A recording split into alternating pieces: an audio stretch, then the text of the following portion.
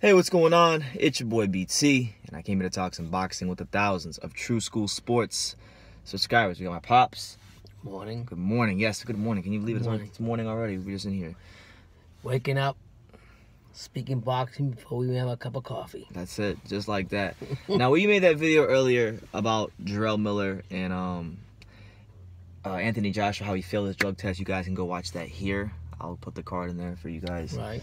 But now, you know, it's being said that he might be replaced, he might be scrapped. So right. If he is replaced, you know, and he's in Joshua versus Miller doesn't take place, right, and they continue to go on with the card on June the 1st, we wanted to talk about just the potential opponents and just what could happen with that June 1st card. A couple names that came to mind off rip, or two off rip, two top 10 heavyweights were Luis Ortiz, your guy, and Adam Kaunaki. Yep. You know, New York guy, top 10 fighter on the rise. Right. You know, but he's an Al Heyman, so I'm not really sure how it'll work, but... Right. I'm thinking where the fight's going to be in New York, they're going to have to get somebody to take Miller's place as far as, you know, calling the fans to come out and see the fight.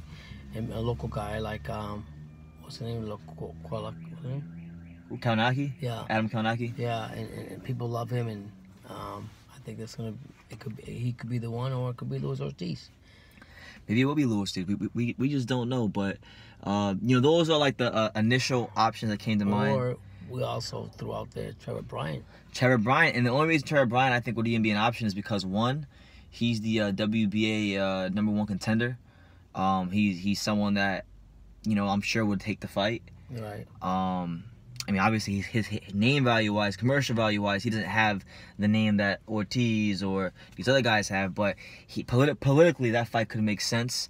You also have Michael Hunter, a guy who's not a big name, but politically that makes sense because he signed with the Zone. Right. He's an American fighter. So those are a couple of the names, and then there was one more. We had Ortiz, Kaunaki, Hunter, Trevor Bryant, and I think we said Dillian White, but I don't really see that one happening. Yeah, that's like a far-fetched one. Only because, like you were saying, that he's not a big draw as he is in the UK, right? Yeah, this is no. Well, it's not even just that. I was saying it doesn't make any sense from the Eddie Hearn standpoint of things, because I put myself in his shoes. It doesn't make any sense for him to put Joshua, his cash cow, and then White is probably one of his biggest earners in the UK, against each other in Joshua's American debut. Right. He wants Joshua to look good in his American debut. He wants to put Joshua in the best situation to win and make a statement in his American debut. Right. And if he doesn't want to do that at the expense of, you know, White, or maybe even if White maybe hurts Joshua and upsets him, we don't know. You know, it's a risk he's taking there. So yeah, and I was also thinking of that guy Michael, what's his name, Joe Joyce? Yeah, not Joe Joyce. I mean, not him. The other guy I was telling you about that called out. He has no promoter. He has nobody. Oh, Christopher Lovejoy. Yeah, but you were telling me that no, yes, maybe. Well, no. So my dad mentioned Christopher Lovejoy. And for those of you who don't know who Christopher Lovejoy is, Christopher Lovejoy is a fighter, a heavyweight that trains at the Mayweather Boxing Club. He's been calling out a lot of the top heavyweight prospects. Like he called out Nathan Gorman, and he wanted to fight Nathan Gorman. And he's not signed to any big promoter, so a lot of people don't know who he is. Right. But I told my dad that's not going to make sense, because no matter how good of a fighter he may or may not be, this is Anthony Joshua's American debut, and you're going to need an opponent in there with some sort of commercial value, even if it's a little commercial value. So whether it's Ortiz, whether it's Kaunaki, I don't know. But I think Kaunaki, if they can get past the Al Heyman politics side of things, that would make the most sense, because he's a top 10 heavyweight and he sells tickets in New York. You know, the Polish come out for Adam Kaunaki. The Polish come out for all the fighters in general, but I know they really come out for Adam Kaunaki. Oh yeah, they really support him hard, and that'd be a good draw also, having a name like that from New York, and just like Jarrell Miller, who was from New York. So that's probably the most sensible thing. But I mean, you guys could let me know who else you guys might think could be credible enough to be the next Joshua's opponent in the United States. There is a possibility too that, you know, if Eddie Hearn leaves the decision down to Joshua, Joshua might just say F it, go through the fight, and he might still fight Miller.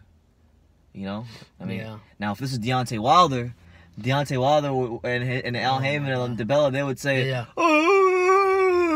wanted to fight the best. Oh, PEDs. It'll be all crazy. There'll be a whole, like everything else in boxing. I mean, I don't condone PED use, but I'm just saying, like, they had the whole Povetkin thing, and every time there's somebody pops the club dirty for something, supposedly they didn't want to fight them, and they call fights off. But it's funny because like Joshua fought. Bless you. Joshua had to clean up Wilder's mess twice in his career. He had to clean it once up the first time when he beat Charles Morin, because Wilder didn't fight Charles Morin when he had the belt, and then he had to clean up with Povetkin because he didn't want to fight Povetkin. So it just, I mean, we just don't know. But I think if it was my choice, it'd be Luis Ortiz.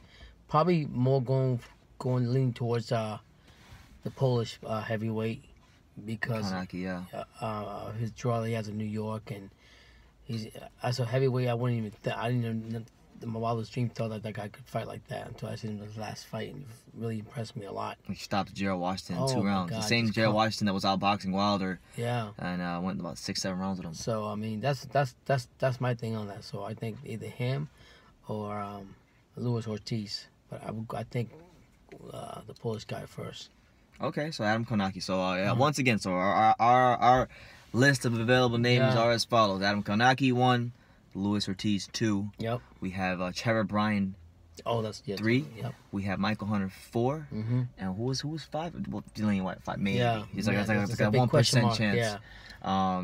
Obviously, as heavyweight boxing fans, you know, this whole situation with Miller is very unwanted. It's very unwelcomed. But it happens. It's part of the sport, unfortunately. It's part, it's part of the game. And we, the alternative might just be that the fight still might go on. So yeah, that could be true. The fight could still go on, and just Miller, it won't be a title fight for sure, right? Because of I don't what's think happened. So. I'm quite sure the money's not going to be the same either. But I mean, it's still Jarrell Miller, and it's still New York. But I don't see it happen. I think he's going to get suspended. Something's going to happen for, some consequence going to happen to him, and whether it's not fighting Joshua and losing the opportunity and giving it to somebody else, then so be it. But that's still a consequence. He has to pay for what he did. Yeah, I mean, he's not Canelo. He can't just get a slap on the wrist. Oh, of course not. He can't get it. I mean, it's unfortunate, but I'm just saying, like, a little food in his bib and wipe it off and just go on. It just doesn't happen that way. Well, so I just think it's so close to the fight for even to. I mean, we're roughly six weeks from change away from the fight. Yeah, and then it's funny, like we talk about how fighters call out other fighters prior to a big fight about doing PEDs or any kind of drugs, and here we got big babies calling him out on and through the whole drama before the fight with Joshua, and it turns out that he also has it. So it just goes to show you that you just don't know. But I wouldn't mind see what's his name? The Polish Konaki. guy. Adam Konaki. I mean, personally, I think if he was to get the fight, I think he'd have a better chance of beating Joshua than Jarrell. Yeah. Punches harder. He has a high out punch output just like Jarrell Miller, but he punches harder. I mean, regardless, I still don't think he's I gonna think be...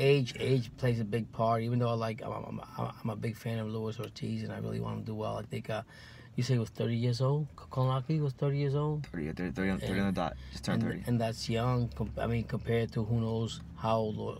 Who knows? He may be older than you for all we know. Yeah, exactly. But I mean, either of those two top fighters I would like to have. I mean, we even went up looking European and Chinese fighters. Yeah, we saw. We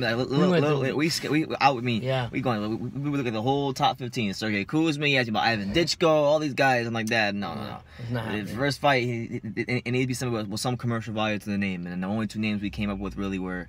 The top 2 leading names were Adam Konaki and Luis Ortiz. So I think the Luis Ortiz fight would be very easy because 1, he's not without Heyman. 2, he has a working relationship, being that he was a former matchroom fighter. So I would like to see Luis Ortiz go out there. That'd be nice, good opportunity for him. Everybody seems to know the outcome, even though I don't agree with it. But I always say the underdog. But I'm gonna, like I said, if it's him or Konaki. Yeah, sorry.